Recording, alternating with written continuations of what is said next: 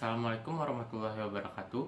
Perkenalkan kami dari kelompok 3 kelas 4IA02 dan di sini kami akan memberikan informasi mengenai audio yang berisikan definisi audio, tipe audio, contoh dari tipe-tipe audio, penjelasan cara kompresi audio, dan komparasi audio dari tipe-tipe tersebut. Nama saya Hartsa Rizky Abiadi dengan NPM 504205444. Nama saya Diodi Ramadesta Sipayung dengan NPM 514203442. Nama saya Made Ngurah Saswira Mahardika Pramaswara dengan NPM 504206995. Nama saya Muhammad Anugrah Pratama dengan NPM 504200791. Berjalan-jalan ke Taman Ria sambil menikmati suasana senja. Yuk kita mulai video kita. Semoga bermanfaat untuk semua. Definisi suara atau audio. Suara atau audio adalah bunyi yang dapat didengar, yang memiliki gelombang tertentu. Suara juga adalah pemampatan mekanis atau gelombang longitudinal yang dapat merambat melalui media atau perantara. Media atau perantara ini dapat berupa zat cair, padat, dan gas. Jadi, gelombang bunyi dapat merambat, misalnya di dalam air, batu bara, atau udara. Suara akan merambat lebih cepat dalam cairan daripada gas, dan lebih cepat dalam benda padat daripada cairan. Perbandingan kecepatan suara merambat di beberapa medium tersebut antara lain di udara itu sekitar 340 meter per detik, di air 1480 meter per detik, dan besi 5120 meter per detik. Jenis suara di dalam multimedia itu sendiri ada pidato, musik, efek suara, dan paduan suara. Pidato biasanya dapat didengar saat presiden ingin menyampaikan pesan. Biasanya presiden menyampaikan pesan lewat pidato agar dapat diterima dengan baik dan secara seksama. Musik tentu dapat didengar sehari-hari melalui perangkat yang biasanya kita gunakan seperti handphone kita sendiri. Kita dapat mendownload MP3 agar dapat mendengarkan musik. Lalu ada efek suara. Efek suara biasanya digunakan untuk membantu melengkapi dalam pembuatan video. Terakhir ada paduan suara, yang biasanya digunakan untuk menyampaikan kesan dan pesan dari komponis yang telah ada di dalam karya musik vokal yang diciptakannya. Ini ada sifat-sifat gelombang suara. Sifat-sifatnya sebagai berikut. 1. Ada refleksi. Refleksi artinya adalah kemampuan gelombang bunyi untuk memantulkan bunyi. Contohnya adalah pantulan suara di ruangan kosong. Kedua, ada interferensi. Interferensi terjadi saat dua atau lebih gelombang bunyi bertemu dan kemudian saling berinteraksi. Ketiga, ada difraksi. Difraksi artinya adalah pembelokan arah gelombang bunyi untuk melintasi suatu rintangan. Dan yang keempat, ada pembiasan. Pembiasan merupakan gelombang bunyi melengkung yang melewati batas antara medium yang berbeda. Di dalam kehidupan sehari-hari, gelombang suara banyak sekali digunakan. Misalnya adalah untuk berkomunikasi dengan orang lain, hingga mendeteksi suatu objek. Bahkan, saat ini gelombang bunyi juga digunakan untuk berbagai bidang, seperti seni, industri, dan juga kedokteran. Sejarah pengembangan audio.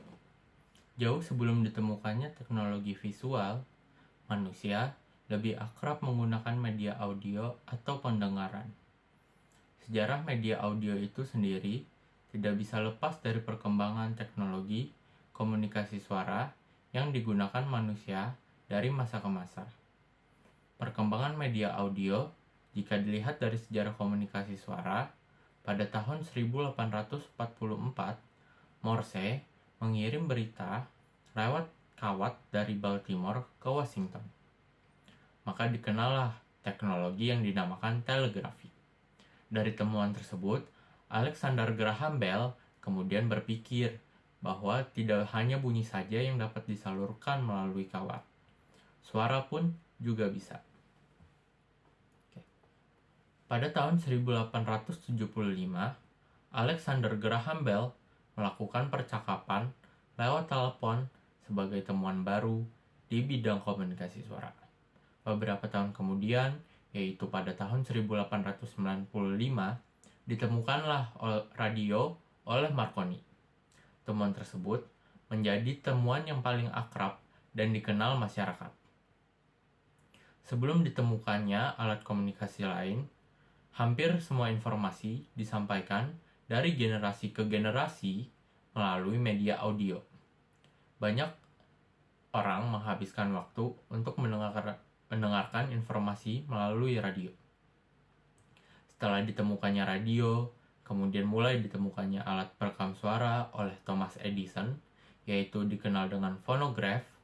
Atau melalui alat fonograf ini, orang dapat melakukan perekaman suara dengan menggunakan piringan hitam. Temuan ini kemudian berkembang seiring dengan perkembangan zaman, yaitu orang mulai merekam dengan menggunakan kaset tape recorder. Di masa sekarang, peran kaset juga telah digantikan dengan perangkat baru yang bersifat digital seperti compact disc atau CD, flash disk, dan sebagainya. Pada format file audio, ada 3 kelompok utama dari format file audio. Pertama, uncompressed format audio seperti WAV, AIFF, AU, atau raw headerless PCM. Kedua, format dengan kompresi lossless seperti FLAC, audio atau nama file ekstensi APE, shorten, TTA, ATRAC, advanced lossless, Apple lossless, MPEG 4, SLS, MPEG 4, ALS, MPEG 4, DST, Windows Media Audio, dan lossless atau WMA lossless. Kemudian ketiga, format dengan lossy compression seperti MP3, 4bis, MusePack, AAC, ATRAC, dan lossy Windows Media Audio atau WMA. Pada format file audio, ada 3 kelompok utama dari format file audio. Pertama, uncompressed format audio seperti WAV, AIFF, AU, atau raw headerless PCM.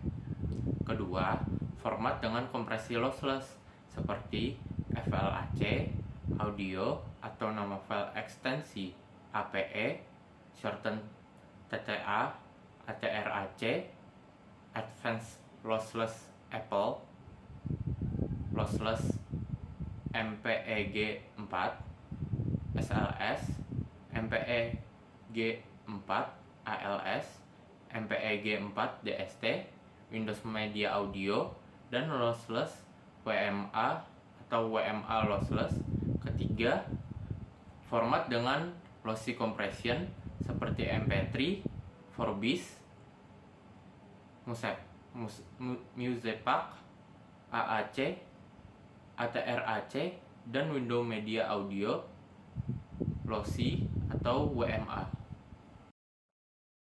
Berikutnya saya akan menjelaskan tentang kompresi audio, yang merupakan salah satu bentuk kompres dari data.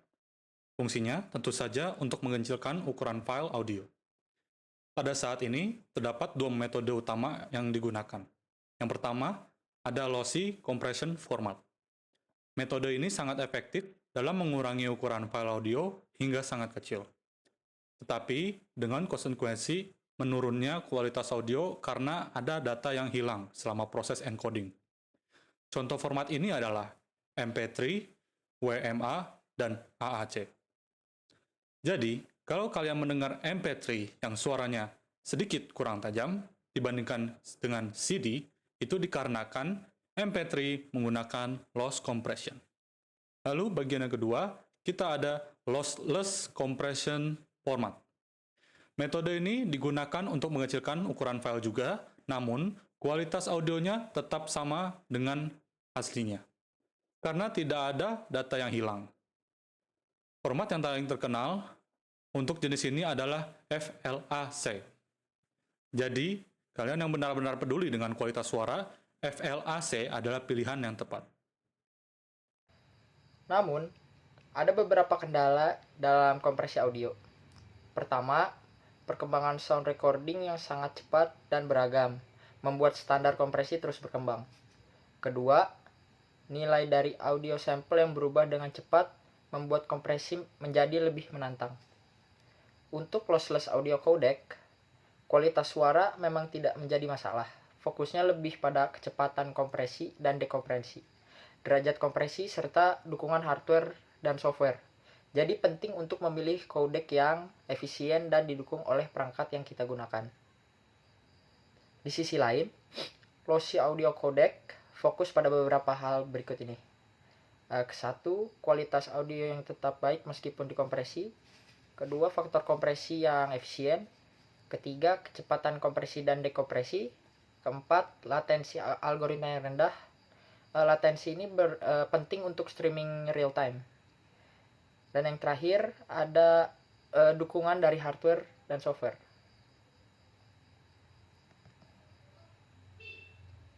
Ada dua metode utama dalam kompresi audio. Satu itu ada metode transformasi, menggunakan algoritma seperti MDCT atau Modified Discrete Gaussian Transform untuk mengkonversi gelombang bunyi ke dalam beberapa sinyal yang bisa didengar oleh manusia, terutama di frekuensi 2 hingga 4 kHz dan 96 desibel. Metode ini sangat efektif untuk musik dan suara kompleks. Yang kedua, ada metode waktu, menggunakan LPC atau Linear Productive Coding yang biasanya digunakan untuk pidato. LPC menyesuaikan sinyal data pada suara manusia, kemudian mengirimkannya ke pendengar. Bayangkan komputer bisa berbicara dengan bahasa manusia dengan kecepatan 2,4 kbps. Metode ini sangat efisien untuk kompresi suara manusia. Jadi, itulah gambaran tentang kompresi audio, baik dari segi lossy maupun lossless, serta metode yang digunakan. Selanjutnya, kita berada di materi tentang digitalisasi audio. Pada awal mulanya, komputer itu menggunakan speaker internal sound card CD atau compact disc. Seperti gambar ini. Ini merupakan contoh gambar dari speaker internal sound. Nah, salah satu kunci maraknya musik digital adalah kemajuan teknologi kompresi data. Kompresi atau pemapakan data memungkinkan data audio atau data jenisnya yang lain berukuran yang besar bisa ditekan atau dikompres ke ukuran yang jauh lebih kecil. Pemanfaatan ini bisa memperkecil data jadi 1/10 kali, bahkan 1/100 kalinya besar data awal. Yang tadinya misalnya dari 10 MB bisa dikompres atau dipapatkan menjadi 1 MB. Selanjutnya ada audio sampling. Audio sampling ini adalah transformasi dari sinyal continuous atau time dependent ke data discrete. Caranya itu adalah dengan quantized amplitude signal diubah menjadi sampling size menjadi per bit. Tapi sampling itu apa? Sampling itu adalah interval antara pengambilan data. Menghitung banyaknya sampling per detik dalam satuan hertz menggunakan rumus sample rate dibagi dengan frekuensi. Selanjutnya ada digital audio editing. Ini ada beberapa aplikasi contohnya, seperti yang pertama ada Cool Edit, yang kedua ada SoundForge, dan yang ketiga ada Pro Tools. Cool Edit, a very powerful and popular digital audio toolkit, emulates a professional audio studio multi-track production and sound file editing, including digital signal and processing effects. Untuk SoundForge, a sophisticated PC-based program for editing audio WAV files. Yang ketiga ada Pro Tools, a high-end integrated audio production and editing environment, MIDI or MIDI, creation and manipulation, powerful audio mixing, recording, and editing software. Selanjutnya, ada perangkat keras untuk perekaman dan pemutaran audio. Perangkat keras untuk perekaman dan pemutaran audio memainkan peran penting dalam menghasilkan dan memproduksi kualitas suara yang tinggi dalam berbagai aplikasi multimedia. Berikut adalah komponen-komponen yang dibutuhkan untuk perekaman dan pemutaran audio. Yang pertama, ada mikrofon. Mikrofon adalah perangkat yang digunakan untuk menangkap suara pada saat live dan mengubah suara yang ditangkapnya menjadi sinyal listrik yang dapat diproses oleh sistem suara. Lalu ada speaker. Speaker adalah perangkat yang memutar suara pada saat live. Mereka menerima sinyal audio yang diperkuat dari amplifier dan mengubahnya menjadi gelombang suara yang dapat didengar oleh penonton. Selanjutnya ada mixer. Mixer adalah perangkat yang digunakan dalam pengaturan suara untuk mengontrol level input audio yang berbeda, seperti mikrofon dan alat musik sebagainya. Selanjutnya ada amplifier. Amplifier adalah perangkat yang membuat suara lebih keras dengan meningkatkan kekuatan sinyal audio. Selanjutnya ada kabel. Kabel digunakan untuk menghubungkan berbagai komponen sound system dalam pertunjukan live.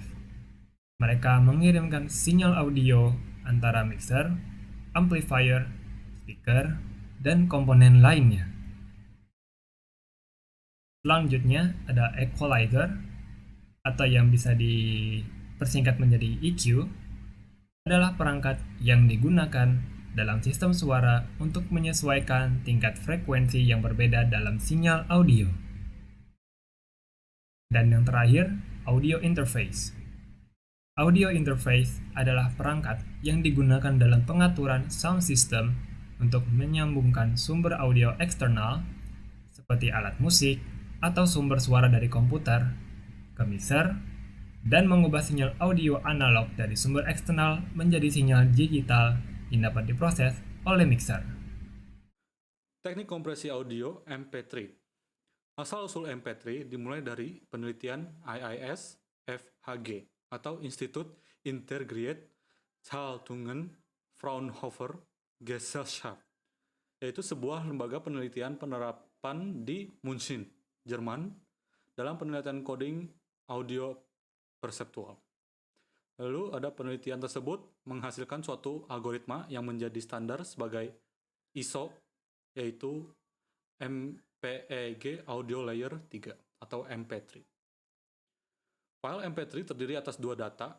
Yang pertama itu adalah header yang berfungsi sebagai tanda pengenal bagi file MP3 agar dapat dibaca oleh MP3 player yang berukuran 4 byte. Beberapa karakteristik yang dibaca komputer adalah bit ID, bit layer, bit sampling, frekuensi, dan bit mode. Dan yang bagian keduanya adalah data audio itu sendiri yang berisi data file MP3-nya. Beberapa persyaratan dari suatu encoder atau decoder MP3. Yang pertama, ada ukuran file terkompresi harus sekecil mungkin. Kedua, kualitas suara file yang telah terkompresi haruslah sedekat mungkin dengan file asli yang belum terkompresi. Lalu yang ketiga, ada tingkat kesulitan rendah, yang sehingga dapat direalisasikan dengan aplikasi yang mudah dibuat dan perangkat keras yang sederhana dengan konsumsi daya yang rendah. Suara pada ruang angkasa. Mengutip dari IFL Science, suara adalah getaran yang merambat melalui suatu medium sebagai gelombang. Meski di luar angkasa tidak terlalu banyak partikel yang bisa menjadi medium untuk meneruskan suara, namun gelombang masih bisa merambat. Matahari secara terus-menerus melepaskan partikel yang dikenal sebagai aliran angin matahari. Para ilmuwan memperkirakan besar partikel tersebut setara dengan 3-10 partikel per cm kubik di orbit bumi. Suara akan merambat lebih cepat dengan adanya gelombang plasma. Gelombang plasma berasal dari bintik matahari, area di luar matahari yang memiliki medan magnet kuat. Suara tidak dapat merambat melalui ruang kosong.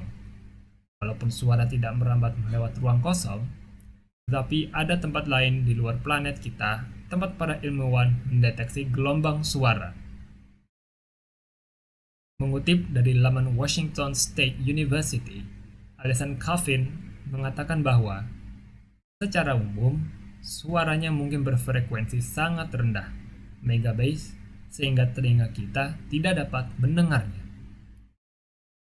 Demikian video dari kami mengenai audio dan berbagai aspeknya. Terima kasih telah menyimak. Jalan-jalan ke kota tua. Jangan lupa beli buah semangka. Sismus serunya luar biasa. Terima kasih dan sampai jumpa. Wassalamualaikum Wassalamualaikum warahmatullahi wabarakatuh. Wabarakatuh.